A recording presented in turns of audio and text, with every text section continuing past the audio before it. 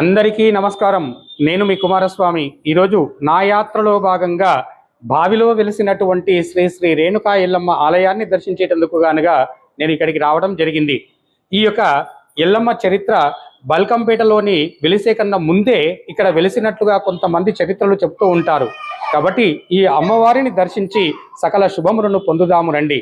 ఈరోజు డిసెంబర్ 31వ తారీఖు అమ్మవారి దర్శనానికి రావడం జరిగింది. కావున నా సబ్స్క్రైబర్కు అదే విధముగా ఈ వీడియోలను చూసినటువంటి వారికి అందరికీ కూడా వచ్చేటటువంటి 2026వ సంవత్సరంలో సకల శుభాలు జరగాలని కోరుకుంటూ ఈ అమ్మవారి దర్శనం చేసుకుందాం రండి. కుతుబుల్లాపూర్ మండలంలోని అత్యద్భుతమైనటువంటి దేవాలయాలలో ఈరోజు మనం దర్శించుకునేటటువంటి ఈ అమ్మవారు శ్రీ శ్రీ శ్రీ రేణుకా ఎల్లమ్మ ఆలయం, సుదర్శన్ రెడ్డి నగర్, చింతల్. ఈ యొక్క ఆలయాన్ని భరత సింహారెడ్డి, సుదర్శన్ రెడ్డి, చంద్రారెడ్డి, మోహన్ రెడ్డి ఈ విధముగా ఎంతోమంది భక్తులు ఈ ఆలయానికి అభివృద్ధి పదంలో నడిపిస్తూ ఉన్నారు. ఈ ఆలయానికి అత్యద్భుతమైనటువంటి చరిత్ర ఉన్నది. ఈరోజు మనం తెలుసుకోబోతున్నది హైదరాబాద్ నగరములోని అత్యంత పవిత్రమైనటువంటి శక్తివంతమైన పీఠం. ఈ శక్తి పీఠమే ఈ బల్కంపేట ఎల్లమ్మ దేవాలయం. కానీ ఈ ఆలయానికి ఎల్లమ్మ దేవి సంబంధించిన ఒక విశేషమైన కథ ఉంది. ఒకప్పుడు ఈ అమ్మవారు చింతల్ ప్రాంతంలో రేణుకా ఎల్లమ్మగా పూజించబడిందని స్థానికులు ఇప్పటికీ విశ్వసిస్తారు. ఎల్లమ్మ దేవి అంటే ఎల్లరులకు అమ్మ, అందరికీ అమ్మ, కష్టాలు వచ్చినప్పుడు కాపాడే శక్తి, రోగాలను దూరం చేసే మహామాత. చింతల్ అప్పట్లో ఓ చిన్న గ్రామం. ఆ గ్రామ ప్రజలు వ్యవసాయ, ఉద్యోగ, ఆరోగ్య, కుటుంబ సౌఖ్యం కోసం రేణుకా ఎల్లమ్మను పరమ భక్తితో పూజించేవారు. కానీ కాలం మారింది. గ్రామం నగరాలయ్యాయి. రోడ్లు, భవనాలు అభివృద్ధి చెందాయి. ఈ మార్పు మధ్య చింతల్లో ఉన్న ఎల్లమ్మ దేవిని ప్రతిమను భక్తుల రక్షణ కోసం అమ్మవారు మహిమ మరింత విస్తరించాలనే ఉద్దేశంతో బల్కంపేట ప్రాంతానికి తరలించినట్లుగా స్థానిక కథలు చెప్తున్నాయి. అలా బల్కంపేటలో ఎల్లమ్మ దేవి ఒక గొప్ప శక్తి పీఠంగా నిలిచింది. ఇక్కడి ఆలయ ప్రత్యేకత ఏమిటంటే అమ్మవారు భూమి లోతులో ప్రతిష్ఠితమై ఉండడం. అందుకే ఆమెను జల ఎల్లమ్మ అని కూడా పిలుస్తారు. ఈ ఆలయంలోని తీర్థం అనేక రోగాలను నయము చేసేటటువంటి గుణం ఉందని ఇక్కడ భక్తులు అచంచలమైనటువంటి నమ్మకం ఉన్నది. ప్రతి సంవత్సరం ఆషాఢ మాసంలో జరిగే ఎల్లమ్మ కళ్యాణ మహోత్సవానికి తెలంగాణకు గర్వకారణమైనటువంటి బోనాల పండుగ ఇక్కడ అత్యంత వైభవముగా జరుగుతుంది. ఈ పండుగల సమయములలో లక్షలాది భక్తులు అమ్మవారిని దర్శనం చేసుకోవడానికి తరలి వస్తారు. చింతల్ అయినా బల్కంపేట అయినా అమ్మవారి రూపం మారినా ఆమె కరుణ మారదు. భక్తులు ఉన్న చోటనే ఎల్లమ్మాదేవి కరుణ ఉంటుందని ఈ ఆలయం మనకు గుర్తు తెస్తుంది. ముఖ్య గమనిక, ఇది అధికారంగా కానీ ధృవీకరణ సమాచారం కాదు. ఈ విషయాలపై అధికారిక వెబ్సైట్లో లేదు, ప్రభుత్వ డేటా అందుబాటులో లేదు. ఇది ప్రజల కథనాలు మాత్రమే. స్థానిక భక్తులు వారి భావాలను చెప్పినటువంటి మాటలు మాత్రమే నేను మీకు చెబుతున్నాను. కావున నా వీడియోలు నచ్చినట్లయితే ఒక లైక్ చేయండి, షేర్ చేయండి. ఇలాంటి వీడియోల కోసం, భక్తి వీడియోల కోసం నా ఛానల్ను సబ్స్క్రైబ్ చేసుకోండి. జై ఎల్లమ్మ తల్లి, జై మహాశక్తి.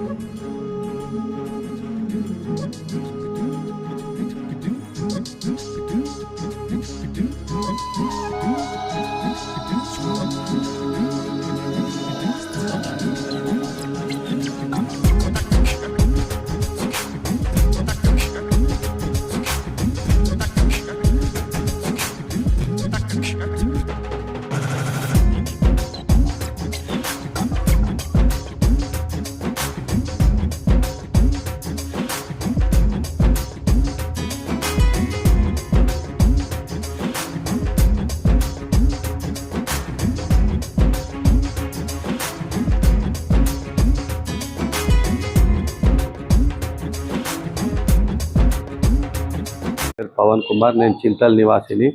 ఈ దయగల ఎల్లమ్మ తల్లి 1992 నుంచి నేను గుడికి వస్తున్నా. అనుకున్నది ప్రతి ఒక్కటి అవుతుంది. ఇక్కడికి వచ్చిన వాళ్ళకు పిల్లలు పుట్టకుంటే, ఏదైనా ఉద్యోగం రాకుంటే, వేరే సమస్యలు ఏమున్నా కానీ ఈ తల్లి తీరుస్తుంది. ఈ బల్కంపేట్కు దీనికి కింది నుంచి తోవు ఉన్నదని చాలామంది అంటుంటారు. ఇక్కడ ఒక బావి ఉన్నది, బల్కంపేటలో వెలిసిన బావి. దీని నుంచి అక్కడ తోవు ఉంటుందని పూర్వీకులు చెప్తుండే. ఇక ఇప్పటికి ఉన్నది ఆ బావి.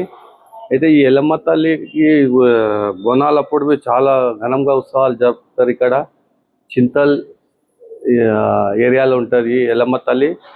మీరు ఏ కోరికలు ఉన్నా కానీ ఈ ఎల్లమ్మ తల్లి దానికి వచ్చి మీరు కోరుకుంటే అది తప్పక నెరవేరుస్తాయని ఇక్కడ అందరి వాళ్ళ మనవాళ్ళు. కావున మీరు ఈ ఎల్లమ్మ తల్లి దానికి వచ్చి దర్శించి మీ కోరికలు తీర్చుకోవాలని కోరుకుంటున్నాను. అయ్యగారు నమస్కారములు. నమస్కారం. స్వామివారు, ఈ యొక్క రేణుకా ఎల్లమ్మ యొక్క విశేషమైనటువంటి మహిమ ఎంతో గొప్పదని మేము విని ఇక్కడికి రావడం జరిగింది.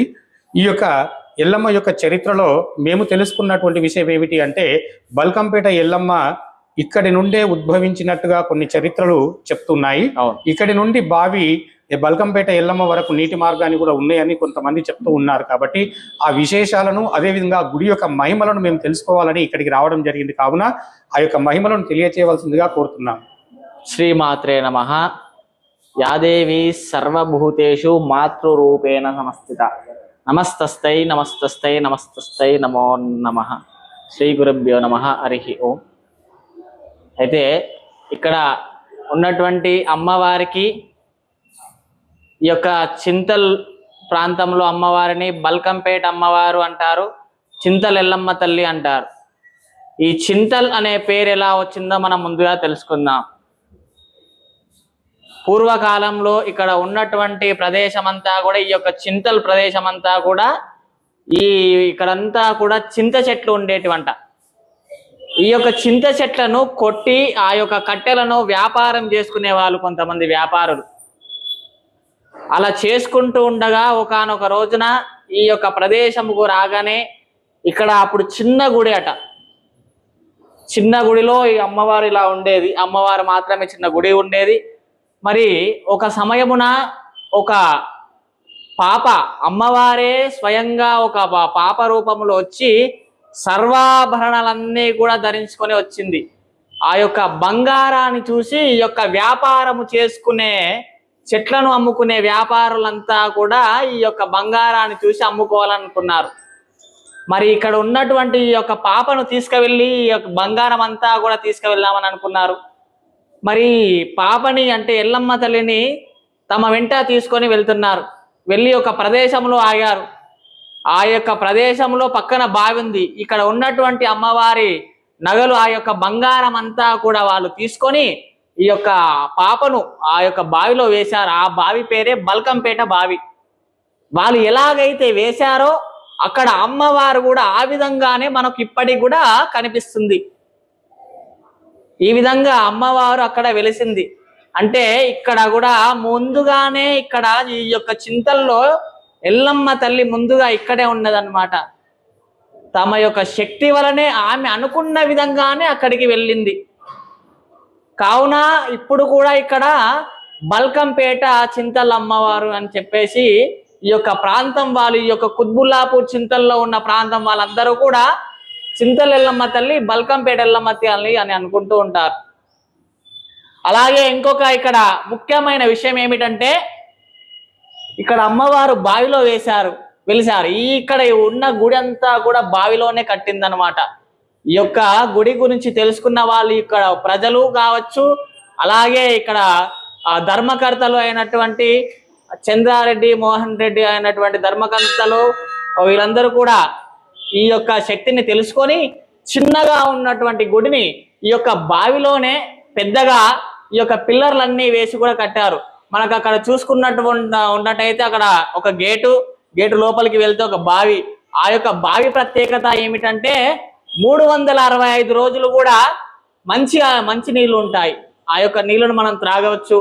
అలాగే ఈ యొక్క ఇక్కడ ఉన్నటువంటి ప్రాంతంలో అందరూ కూడా ఏం చేస్తారంటే ఆ యొక్క నీటిని తీసుకువెళ్ళి తమ యొక్క పిల్లలకు ఏదైనా అనారోగ్య సమస్యలు ఏమైనా వస్తే ఆ యొక్క నీటిని చల్లుకున్నట్టయితే తమ అనారోగ్య పరిస్థితులన్నీ కూడా బాగుపడతాయి. అంతేకాకుండా ఇక్కడ ఈ ఈ బావే కాకుండా పక్కన అమ్మవారి యొక్క కుమారుడు అయినటువంటి పరశురాముడు, ఆ యొక్క పరశురాముడి కూడా ఒక గుడి ఉంది. అక్కడ అతనికి కూడా ఒక బావి ఉంది. బల్కంపేటలో మనకు చూసుకున్నట్టయితే ఈ అమ్మవారు అక్కడికి వెళ్ళింది కాబట్టి అక్కడ ఓన్లీ అమ్మవారు మాత్రమే ఉంటారు. కానీ ఇక్కడ పరశురాముడు అలాగే ఎల్లమ్మ తల్లి ఇద్దరు కూడా ఇక్కడ కొలువై ఉన్నారు. ఇంకా అంతేకాకుండా ఈ యొక్క బావి విశిష్టత ముఖ్యంగా మనం చెప్పుకోవాలనుకుంటే ఈ యొక్క బావిలో ఎప్పటికీ కూడా ఎండాకాలం అయినా సరే ఎప్పుడైనా సరే ఆ యొక్క నీళ్లు తేటగా అలాగే ఉంటాయి. ఒక రోజున ఇక్కడ ఉన్న వాళ్ళందరూ కూడా ఈ యొక్క బావిని పరీక్షించాలని అనుకొని ఆ యొక్క బావిలో ఇదంతా కూడా సిమెంట్ వేసి మొత్తం చేశారనమాట. అలా చేసినా సరే మళ్ళీ 24 గంటలు తిరిగేసరికి నిండుగా నీళ్ళు వచ్చేసాయి. ఇక్కడ ఉన్నటువంటి అమ్మవారి అలాగే ఆ యొక్క బావి యొక్క ప్రత్యేకత ఇటువంటిది. మరి అంతేకాకుండా ఇక్కడ ఈ యొక్క ఎల్లమ్మ తల్లికి ఎవరు ఏ ఏ కోరికలతో అయితే మొక్కుకుంటారో మనస్ఫూర్తిగా వాళ్ళు అనుకున్నటువంటి కోరికలన్నీ కూడా తప్పకుండా నెరవేరుతున్నాయి. కాబట్టి భక్తులు కూడా దినదినము ఇంకా పెరుగుతూనే ఉన్నారు. దేవాలయం కూడా అభివృద్ధి అవుతూనే ఉంది. ఈ అమ్మవారి యొక్క ఆలయానికి విచేసినట్లయితే సంతాన సౌభాగ్యాలు కలుగుతాయనే మాట కూడా నేను విన్నాను. కాబట్టి ఈ అమ్మవారికి ప్రదక్షిణ చేసిన సంతానం కలిగినట్లుగా ఇక్కడ ఉన్న ప్రజలు ఎవరైనా మీకు చెప్పినారా అనుభవాలు? 99% మందికి పైగా ఇక్కడ సంతానము లేని వారికి చక్కగా అమ్మవారికి మొక్కుకున్న వారికి, మొక్కులు సమర్పించుకున్న వారికి సంతానం అయితే కలిగింది. అయితే ముఖ్యంగా వీళ్ళు చేయాల్సింది ఒకటే, అమ్మవారికి వడి బియ్యము పోసుకోవాలి. అలాగే ప్రతి శుక్రవారం రోజున ఇక్కడ నిమ్మకాయలతో దీపాలు వెలిగించినటువంటి కార్యక్రమాలు చేసినటువంటి అయితే ప్రత్యేకముగా అమ్మవారు వాళ్ళు అనుకున్నటువంటి కోరికలన్నీ కూడా తప్పకుండా నెరవేరుస్తుంది. అంతేకాకుండా అయ్యగారు, మేము విన్నటువంటి మాటలలో ఇక్కడ ఏమిటి అంటే కాలసర్ప దోషం ఉన్నవారు, అదే విధముగా రాహుకేతులకు కూడా మంగళవారం రోజున ప్రత్యేక పూజలు చేస్తారంట. అది మరి అమ్మవారు ఆ అనుగ్రహాన్ని కలిగించిందా? అయితే వీటితో పాటుగా ఇంకొక కొత్త విషయం ఏమిటంటే, మీరు నన్ను అడిగిన ప్రశ్న చాలా గొప్ప ప్రశ్న. ఏమిటంటే కాలసర్ప దోషము అని తొలగిపోతుంది అని 100% చెప్పడానికి ఇక్కడ ఇంకొక విశిష్టత ఏంటంటే, ఈ ప్రాంతంలో ఎప్పుడూ కూడా ఒక పెద్ద నాగుపాము తిరిగేది అమ్మవారిది.